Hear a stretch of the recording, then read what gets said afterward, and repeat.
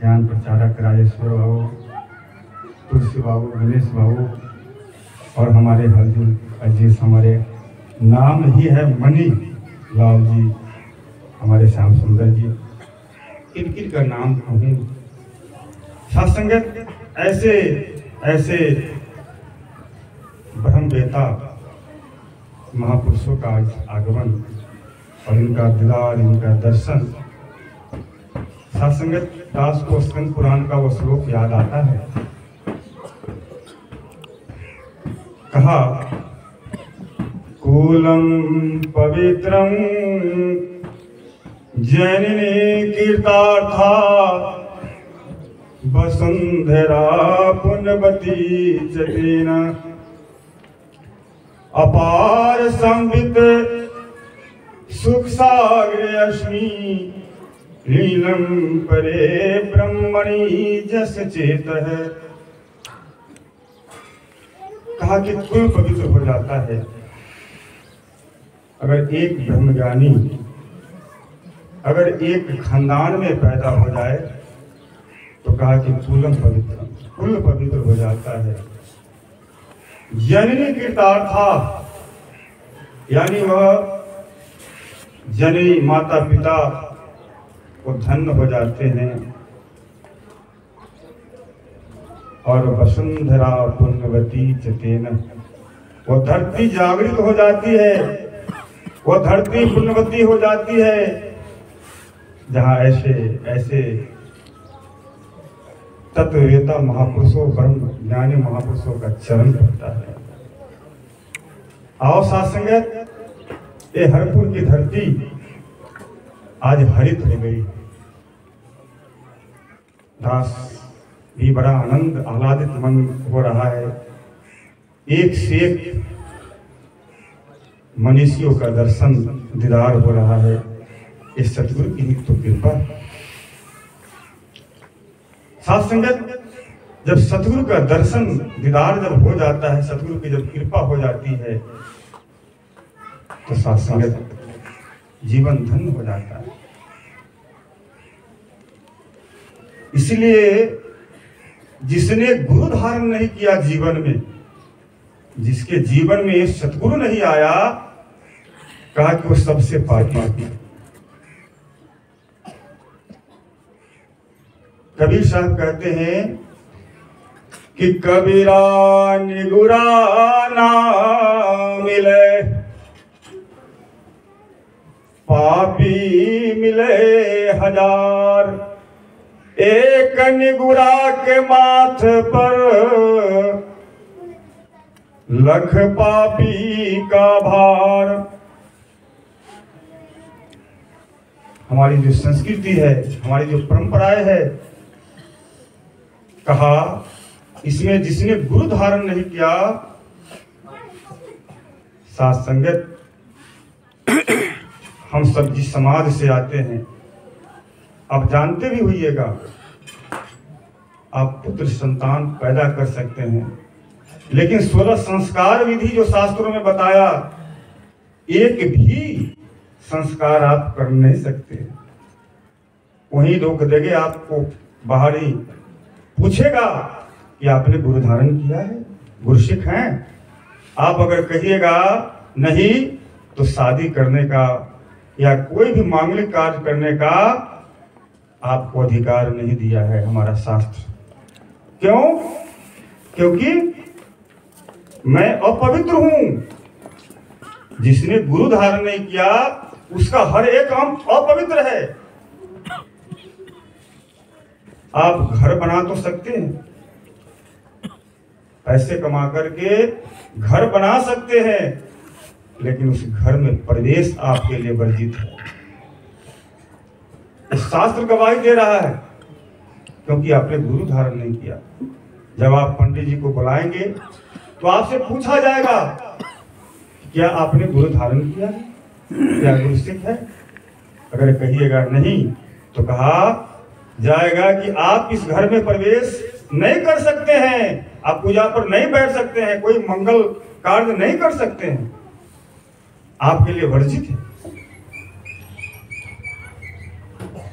क्योंकि जहां जिसने गुरु धारण नहीं किया, हमारा नारद पुराण गवाह दे रहा है कि नारद जी विष्णु लोक जाते थे सत्संग करने के लिए, वहां की धरती गंगाजल से धो दी जाती थी। शनकादित्य ऋषि ने कहा कि नारद जी आप तो इतने ज्ञानी हैं। महात्मा बता रहे थे, बिन गुरु भवनिधि तरे न कोई, जो बिरंच शंकर सम होई। ब्रह्मा विष्णु महेश, उनको लगा कि भाई ऐसा क्यों होता है। भगवान विष्णु से नारद जी पूछने गए कि मुझ में क्या कमी है। विष्णु भगवान कहे कि नारद जी आप में कोई कमी नहीं है, आप तीनों लोकों में घूमते हैं, लेकिन आपने गुरु धारण नहीं किया, इसलिए जहां बैठते हैं वो जगह अपवित्र हो जाता है। और साथ संगत जब गुरु धारण करके आए, लंबी कहानी है, तब जाकर के नारद भगवान को स्थान मिला। और साथ संगत गुरु की महिमा अपरंपार है। जिस ईश्वर के ढूंढे दुनिया, कहू कहां वो रहता है। जिस ईश्वर को संसार ढूंढ रहा है, जिस परमात्मा को ढूंढ रहा है, भगवान को ढूंढ रहा है, संपूर्ण हृदय वाणी में आया कि बोलो वह कहां रहता है।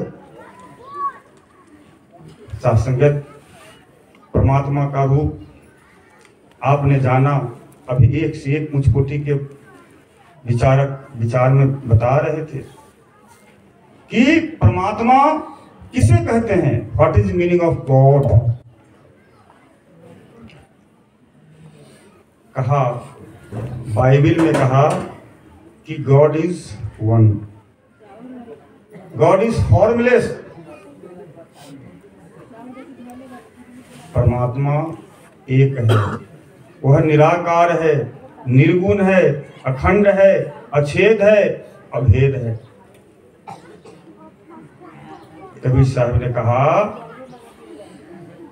गगन मंडल के बीच में जहमा झलके नूर, निगुरा महल न पाया, कह गए सतगुरु कबीर। कहा कि गगन मंडल के बीच में ये रमा हुआ है। पाके कुरान में कहा अल्लाह जो सबसे आला है, खुदा जो खुद कायम धाम है, सै रग से करीब है, हाजिर और नाजिर है। ये पाके कुरान में बताया। और मानस में महात्मा बड़ा सुंदर अभी बता रहे थे। गोस्वामी जी ने कहा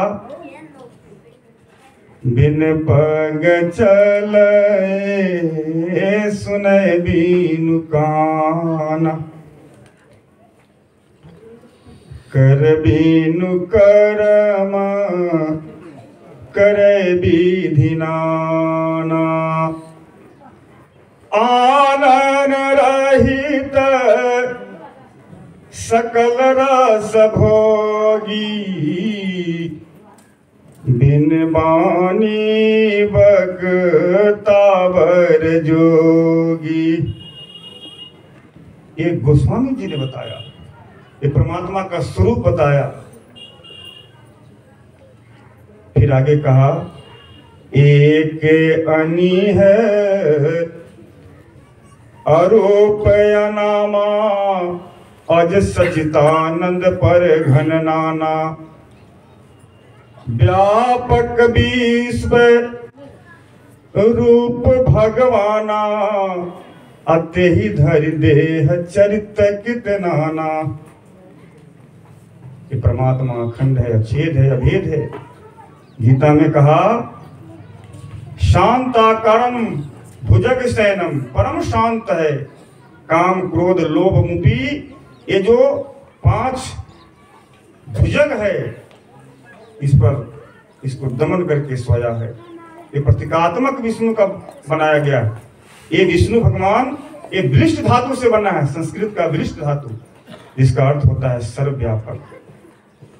शांताकारम भुजग शयनम पद्मनाभम सुरेशम विश्वधारम गगन सदृशम मेघवर्णम सुहायंगम लक्ष्मीकांतम कमल नयनम जोगिर्भि ध्यान गम्यम वंदे विष्णु भव भयहरम सर्वलोक एकनाथम। कहा कि पद्मनाभम विश्लेषण है, यहां विशिष्ट है, विशेषण यूज किया गया।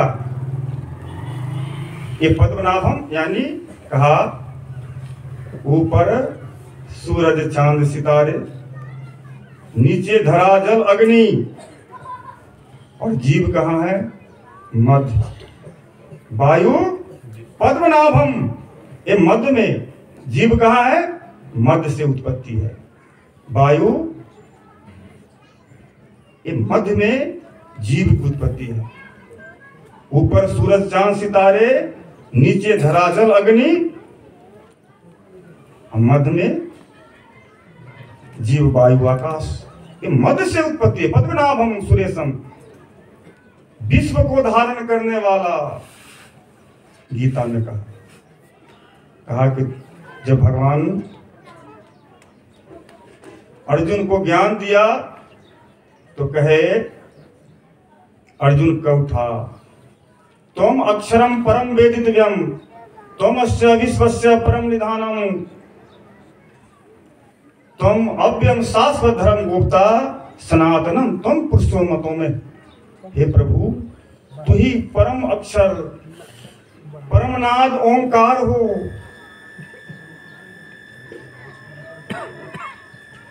तू ही शाश्वत हो, तू ही पुरातन हो।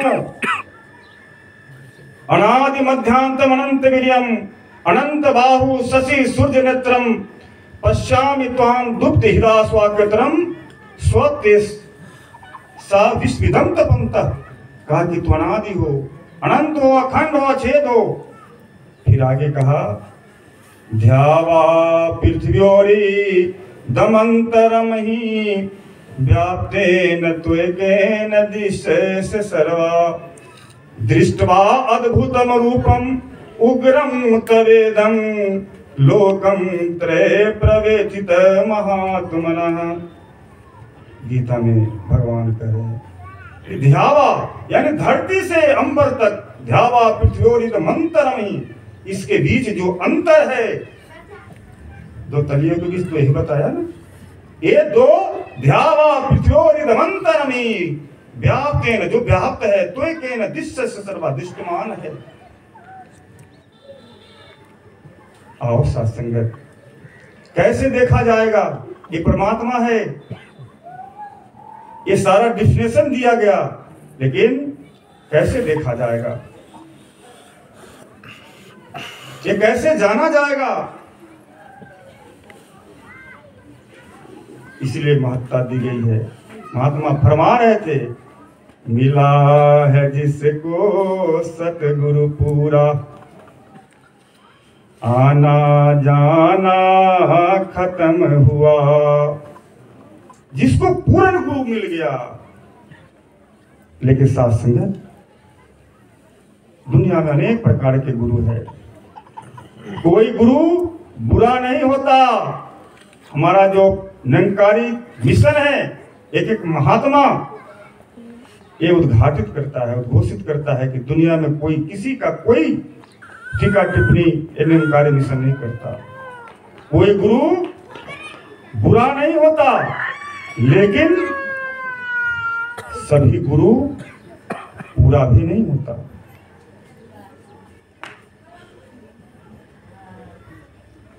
भोलेनाथ बैठे हैं, मां पार्वती भोलेनाथ के चरणों में अध्यासीन है, प्रश्न कर रही है कि हे भोलेनाथ, जब घोर कलि आएगा अनेकों अनेक पंथ चल पड़ेंगे, अनेकों अनेक मिशन चल पड़ेंगे, ये जीव कैसे पहचान पाएगा?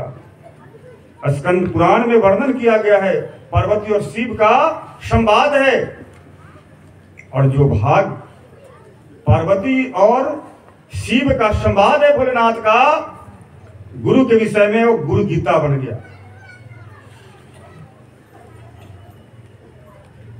पार्वती कहती है, प्रश्न करती है, भोलेनाथ जवाब देते हैं, कहते हैं भोलेनाथ गुरु के विषय में जानकारी दे रहे हैं पार्वती को। सुनो पार्वती, तूने लोक कल्याण के लिए पूछी है।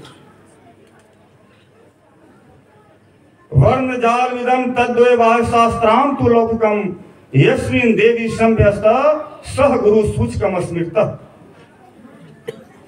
7 प्रकार के गुरु को वर्णन किया है गुरु गीता ने।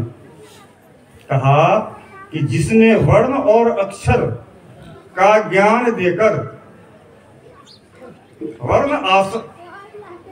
वर्ण जालमिदम तद्वय शास्त्राम तु, बाहे शास्त्र का जो ज्ञान देता है उसे सूचक गुरु कहते हैं। पहले प्रकार का गुरु के बताया।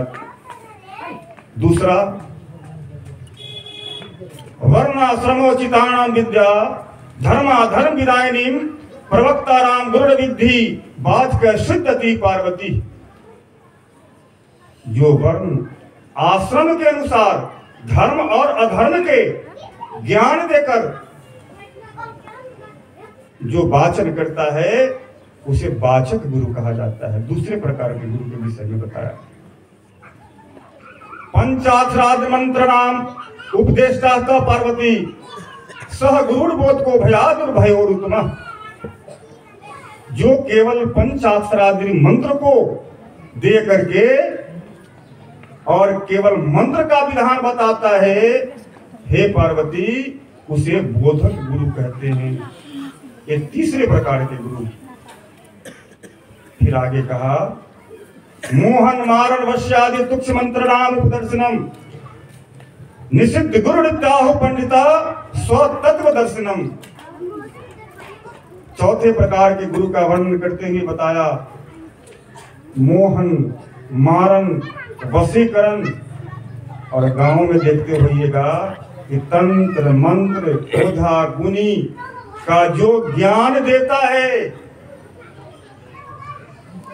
वह पंडित विद्वान लोग उसे सबसे निषिद्ध, नाम ही है निषिद्ध गुरु, नित्याहु पंडित, वो सबसे उसका नाम निषिद्ध गुरु रखा। चौथे प्रकार के अनित्य नीति निर्देश्य संसारे संकट टाल्यम वैराग पथ दर्श्य स गुरु भीति प्रिय।